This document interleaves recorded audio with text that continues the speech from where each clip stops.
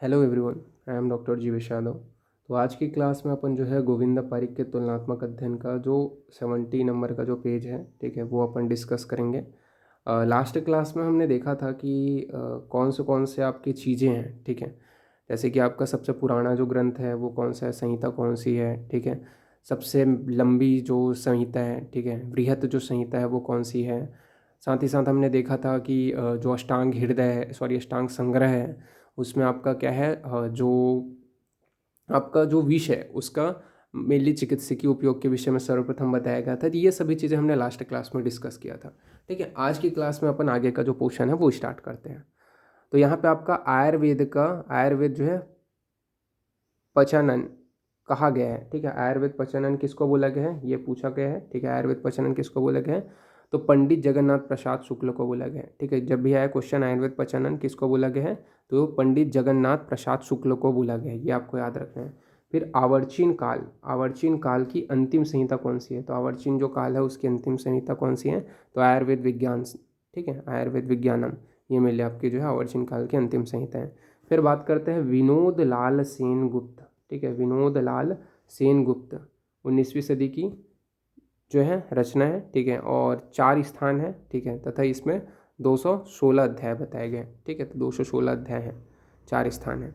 इसके अलावा अष्टांग संग्रह रस सिद्धि से श्लेष्म विकारों की एवं रक्त वृद्धि से पित्तज विकारों की उत्पत्ति होती है। तो अष्टांग संग्रह में मिलनी बताया गया है कि जो रस वृद्धि से, रस की जब वृद्धि होती है तो श्लेष्म विकारों की वृद्धि होती है, जब रक्त की वृद्धि होती है, जब रक्त बढ़ता है तो पित्तज विकारों की उत्पत्ति होती है। ये क्या है, अष्टांग संग्रह में बोला गया है। फिर बात करते हैं आश्रय दोष एवं आश्रय धातुमल संबंध तथा क्षय वृद्धि का चिकित्सकीय सिद्धांत, ठीक है। तो यहाँ पे आपको जो है सबसे पहले श्लोक बोला गया है, तत्र स्थानीय तत्र स्थानीय स्थितो वायु आकस्वेदयो पित्तम शेषु तु श्लेष्मा, ठीक है। ये क्या है आपका आश्रय मतलब दोष तथा आश्रय मतलब धातुमल, इसके विषय में यहाँ पे आपका अष्टांग हृदय में श्लोक है। बाकी यहाँ पे अपन देखते हैं क्या क्या चीज़ें हैं, ठीक है। जैसे कि अगर बात करें, ठीक है, यहाँ पे आपका फ्लो चार्ट में बताया गया है। जैसे कि अगर बात करें तो जो दोष है, ठीक है, दोष है, ठीक है, मतलब आपका आश्रय है, दोष मतलब आपका आश्रय है, ठीक है, और आश्रय मतलब धातु, ठीक है, और मल, ठीक है, इनका जो संबंध है, ठीक है, उसके विषय में बात करेंगे तथा इनके वृद्धि और क्षय के लक्षण के चिकित्सा के विषय में बात करेंगे, ठीक है। वृद्धि होने पर क्या चिकित्सा करना है, क्षय होने पर क्या चिकित्सा करना है। तो जैसे कि आश्रय, यानी कि जैसे कि अगर वात दोष है, ठीक है, तो उसका जो है आश्रय अगर वात दोष है, तो आश्रय कौन सा होगा, यानी कि आश्रय कौन सा होगा आपका जो है, आश्रय आपका अस्थि होगा। इसके मल के विषय में वर्णन नहीं किया गया है। अगर जो आपका वात दोष है उसकी वृद्धि हो जाए, ठीक है, अगर उसकी क्या है कमी हो जाए, वात दोष की वृद्धि हो जाए, वात दोष की जब वृद्धि हो जाती है, वात दोष जब बढ़ जाता है, ठीक है, तो उस कंडीशन में वृहण चिकित्सा करेंगे। और जब वात दोष का क्षय हो जाता है तब क्या है, लंघन चिकित्सा करेंगे। ये मेरे लिए बताया गया है, ठीक है। इसी प्रकार पित्त जो आपका आश्रय है, ठीक है, उसका आश्रय क्या है, रक्त जो आपका धातु है वो है। इसका जो आपका जो मल है वो कौन सा बताया गया है, तो श्वेद को बताया गया है। बात करें इसकी वृद्धि की वजह से, मतलब जब अगर पित्त वृद्धि होता है तो अब क्या चिकित्सा करना है, तो अब तर्पण चिकित्सा करना है। और जब क्षय हो जाता है पित्त का तब क्या करना है, संतर्पण चिकित्सा का प्रयोग करना है। ये मेनली यहाँ पे बताया गया है। फिर बात करते हैं दोष में कफ दोष, ठीक है, तो कफ दोष है, ठीक है, ये मेनली आपका क्या है, आश्रय हो गया। और आश्रय कौन से हैं, तो कफ दोष का मेनली जो आश्रय है रस मांस मेद मज्जा और शुक्र, ये टोटल 5 आपके क्या है आश्रय बताए गए हैं, ठीक है। तो रस मांस मेद मज्जा और शुक्र। मल के विषय में बात करें तो पुरुष और मूत्र मल बताया गया है। इसके वृद्धि के लक्षण में बोला गया है कि अब तर्पण कराना है, ठीक है, वृद्धि जब हो जाता है कफ का तब अब तर्पण चिकित्सा करेंगे। और क्षय जब होता रहता है तो संतर्पण चिकित्सा का प्रयोग करेंगे। तो ये चीज़ मेनली आपको याद रखना है, ठीक है। आश्रय संबंध इंपॉर्टेंट है, ठीक है, तथा उनकी क्षय वृद्धि की चिकित्सा वात में, मेनली वात में क्या करेंगे, वृद्धि होने पर वृहण चिकित्सा प्रयोग करेंगे, ठीक है, क्षय होने पर लंघन चिकित्सा प्रयोग करेंगे। पित्त की जब वृद्धि होती है, ठीक है, तो क्या करते हैं, अब तर्पण चिकित्सा कराते हैं। और अगर क्षय होता है तो संतर्पण चिकित्सा कराते हैं। और कफ की जब वृद्धि होती है तो क्या करते हैं, अब तर्पण, फिर क्या है, अगर क्षय होता है तो संतर्पण, ठीक है। तो ये मेरे लिए इस नोट्स का पासवर्ड रहेगा VVLPASKAS, ठीक है, ये मेरे लिए इस नोट्स का पासवर्ड रहेगा। देन आगे बढ़ते हैं।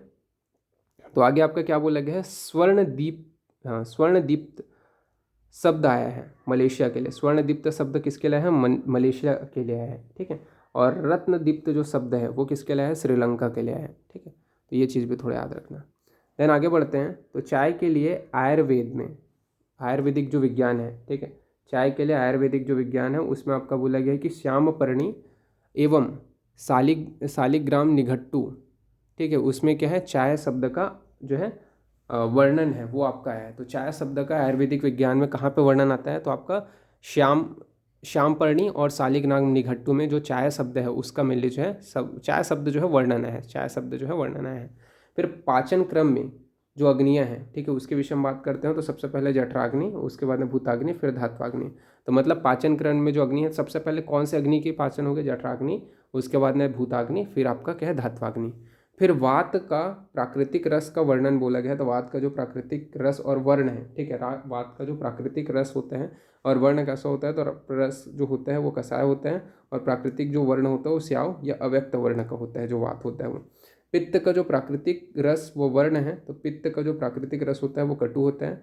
वर्ण जो होता है वो पित्त वर्ण का होता है। तो पित्त का प्राकृतिक रस क्या है आपका, कटु है, और वर्ण जो होता है वो पित्त वर्ण का होता है। फिर कफ का प्राकृतिक रस बताया गया है। तो कफ का प्राकृतिक जो रस होता है, ठीक है, और वर्ण जो होता है, तो कफ का प्राकृतिक रस मधुर होता है, वर्ण जो होता है वो श्वेत वर्ण का होता है, ठीक है। तो ये आपको वात पित्त के विषय में याद रखना है, ठीक है।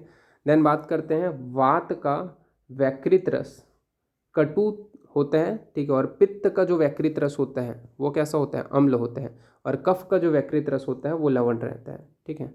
ये लक्षण बोल दिया है, ये एक्चुअली में लवण है, ठीक है, ये थोड़ा सुधार लेना इसको, ठीक है, लवण है वो, लवण करके, ठीक है। तो आपका क्या बोला गया है, जो वात का वैकृत रस होता है वो कटु होता है, पित्त का जो वैकृत रस होता है वो अम्ल होता है, और कफ का जो वैकृत रस होता है वो लवण होता है, ठीक है। फिर उसके बाद में आगे बात करते हैं। तो त्रिफला के पर्याय बताए गए हैं। क्या क्या है त्रिफला के पर्याय, तो त्रिफला को किन किन नामों से जाना जाता है, तो त्रिफला को मिली जो है फल त्रिक भी बोला जाता है, श्रेष्ठ भी बोला जाता है, इसके अलावा आपका वरा तथा उत्तमा, ये मिलने क्या है, त्रिफला के पर्याय है। तो फल त्रिक, श्रेष्ठा, वरा तथा उत्तमा, ये क्या है, त्रिफला के पर्याय है। फिर अमृत संभाव पर्याय किसका है, तो अमृत संभाव जो है मिली पर्याय बोला गया है कि अमृता का धन्वंतरी निघट्टू के अनुसार मिली जो है जो अमृत संभव है वो मिली पर्याय है। तो अमृता जो है, ठीक है, उसका जो है धन्वंतरी निघट्टू में अमृत संभव के नाम से बोला गया है, ठीक है। फिर बात करते हैं कपिपिपली। कपिपिपली किसका पर्याय है, तो अपमार्ग का पर्याय है। तो कपिपिपली किसका पर्याय है, तो अपमार्ग का पर्याय है। इसी प्रकार बात करें तो आपका गृहणीहर किसका पर्याय है, तो लवंग का पर्याय है। तो गृहणीहर किसका पर्याय है, तो लवंग का पर्याय है। वह अर्जुन, अर्जुन तथा अमृत कलश, ठीक है, अर्जुन व अमृत कलश का प्रयोग, ठीक है, किस में आपको देखने को मिलता है, ठीक है, तो आपका IHP में, ठीक है, यानी कि इस्केमिक जो आपका हार्ट डिसीज़ है उसमें क्या है, अर्जुन तथा अमृत कलश का प्रयोग के विषय में बताया गया है, ठीक है, इस्केमिक हार्ट डिसीज़ में। फिर आगे बढ़ते हैं। तो आगे आपका क्या बोला गया है, तो जो आपका करवीर है, ठीक है, आगे आपका क्या बोला गया है, जो करवीर है तथा हृतपत्री का जो प्रयोग है वो कहाँ पे करते हैं, तो आपका CHF में किया जाता है, ठीक है। तो CHF में मिल के आपका जो करवीर है, ठीक है, और आपका क्या है, जो हृतपत्री है उसका प्रयोग किया जाता है। फिर उसके बाद में बात करते हैं, करवीर का जो प्रयोग है वो क्या है आपका CCF यानी कि कंजेस्टिव कार्डियक फेलियर, ठीक है, उसमें मिली जो है करवीर का प्रयोग किया जाता है। तो कंजेस्टिव कार्डियक फेलियर में करवीर का प्रयोग किया जाता है। वह आपका लहसुन का जो प्रयोग है, लहसुन का जो प्रयोग है वो क्या है आपका हाइपर जो लिपिडीमिया है, ठीक है, उसमें किया जाता है। तो हाइपर लिपिडीमिया में क्या है, लहसुन के प्रयोग के विषय में बताया गया है। इसके अलावा अपन बात करें हृतपत्री तथा रुद्राक्ष, ये मिलके क्या करते हैं, रक्त दबाव की वृद्धि करते हैं, ठीक है, यानी कि एंटी हाइपरटेंसिव होते हैं, ठीक है। ये मिलके क्या है, हृतपत्री और जो रुद्राक्ष है उसके विषय में बताया गया है। फिर श्रेष्ठ जो वायु होता है, श्रेष्ठ वायु है प्राणवायु, ठीक है, ये चरक और वांगभट्ट ने क्या है, जो प्राणवायु है, जो प्राणवायु होता है उसे क्या है, श्रेष्ठ वायु बोला है, किसने, चरक तथा वांगभट्ट जी ने। ये आपको याद रखना है, चरक वांगभट्ट के अनुसार जो श्रेष्ठ वायु कौन सा है, तो प्राणवायु को बताया गया है, ठीक है। फिर बात करते हैं आपका जो उत्तम वायु अगर पूछा जाए तो उत्तम वायु, देखो बहुत बच्चे यही कंफ्यूज होते हैं, श्रेष्ठ कोई उत्तम है, ठीक है, दोनों है सिमिलर ही है, लेकिन श्रेष्ठ जब पर्टिकुलरली वर्डिंग लिखा है तो चरक ने और वांगभट्ट ने वायु को प्राणवायु को बोला है श्रेष्ठ वायु, और उत्तम वायु जो है आचार्य सुश्रुत ने मेरे लिए उदान वायु को बोला है। तो आचार्य जो सुश्रुत है उन्होंने क्या है उदान वायु को उत्तम वायु बोला है, ठीक है, ये याद रखना है।